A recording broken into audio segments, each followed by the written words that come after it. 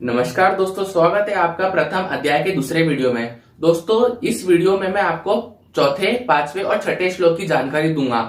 और उससे पहले मैं आपको ये बता दूं कि इन श्लोकों में जो है पांडुओं की सेना के बड़े बड़े महारथियों के नाम जो है वो बताए गए हैं। तो चलिए शुरू करते हैं चौथे श्लोक से, जो कि यह है। अत्र शूरा महेश्वासा भीमा अर्जुना समायुधि युयुधानो विराटश्च द्रुपदश्च महारथः। दोस्तों, इस श्लोक का अर्थ ये है कि इस सेना में भीम तथा अर्जुन के समान ही बड़े बड़े धनुर्धर हैं, जिनके नाम है युयुधान, विराट और द्रुपद। दोस्तों, यहाँ श्लोक में एक शब्द आया है जिसका नाम है महेश्वासा। असल में दोस्तों, महेश्वासा उन्हें कहते हैं जो बड़े बड़े धनुषों को उठाते हैं, उन्हें चलाते हैं, और ईश्वास बड़े बड़े धनुषों को जो है कहा जाता है। अब आप समझ गए होंगे कि महेश्वासा किसे कहते हैं। अब हम इसे गहराई से समझ लेते हैं कि यहाँ जो युयुधान है वो कौन है। असल में दोस्तों, जो युयुधान है उन्होंने अर्जुन से अस्त्रों और शस्त्रों की विद्या सीखी थी, और जब कृष्ण भगवान ने नारायणी सेना दुर्योधन को दी तो वो जरा भी घबराए नहीं और पांडवों की सेना में ही बने रहे। और अब आते हैं विराट। दोस्तों, विराट जो है वो पांडवों की सेना के हैं, और उन्होंने कौरवों की सेना में जो सुशर्मा है उनका अपमान किया था, और जिनके कारण द्रोणाचार्य को सम्मोहन अस्त्र से मोहित होना पड़ा, और जिसकी गाय छोड़कर युद्ध से कौरवों को भागना पड़ा, वो विराट जो है पांडवों की सेना में बने हुए हैं। और अब आते हैं द्रुपद पुत्र। असल में दोस्तों, द्रोणाचार्य और द्रुपद दोस्त हुआ करते थे, लेकिन एक बार द्रोणाचार्य राजा द्रुपद से मिलने गए और राजा द्रुपद ने उन्हें पहचानने से मना कर दिया और ये कहा कि तुम एक भिक्षुक हो और मैं एक राजा, तुम्हारी और मेरी कैसी मित्रता। फिर उन्होंने दो ब्राह्मणों से, जिनके नाम थे ध्रुव, दनेयाज और उपयाज नामक दो ब्राह्मणों से यज्ञ कराया, जिससे उनको एक पुत्र की प्राप्ति हुई जिसका नाम था धृष्टद्युम्न, और उसका जन्म जो था वो द्रोणाचार्य को मारने के लिए हुआ था। तो दोस्तों, उम्मीद है आपको चौथा श्लोक समझ में आया होगा। अब हम आते हैं पांचवें श्लोक पर, जो कि यह है। दृष्ट केतुश्चकितान काशीराजश्च वीर्यवान पुरोजित कुंती भोजश्च शैब्यश्च नरपुंगवः।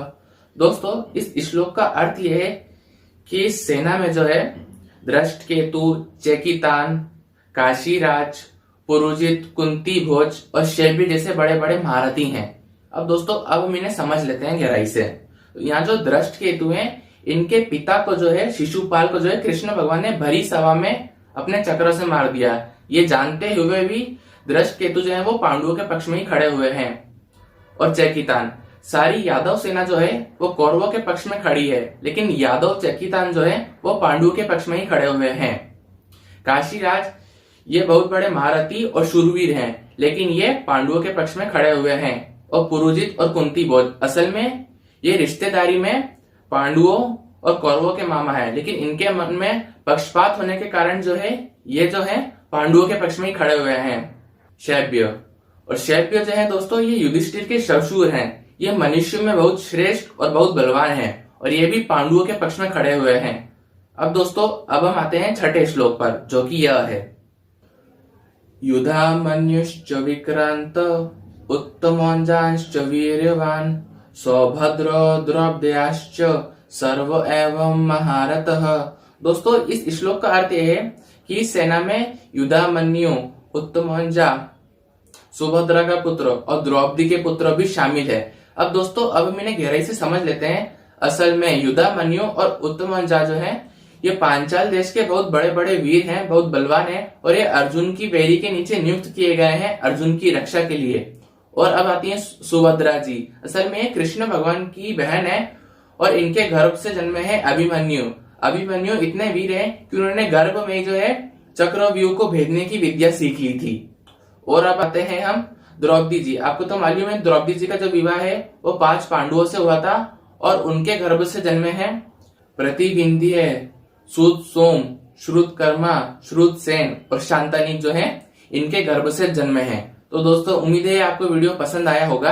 अगर ये आपको वीडियो पसंद आया है तो आप कमेंट बॉक्स में जरूर बताएं, और कोई कमी रह गई है और अगर आपको समझ में नहीं आया है तो भी मुझे कमेंट बॉक्स में जरूर बताएं। धन्यवाद।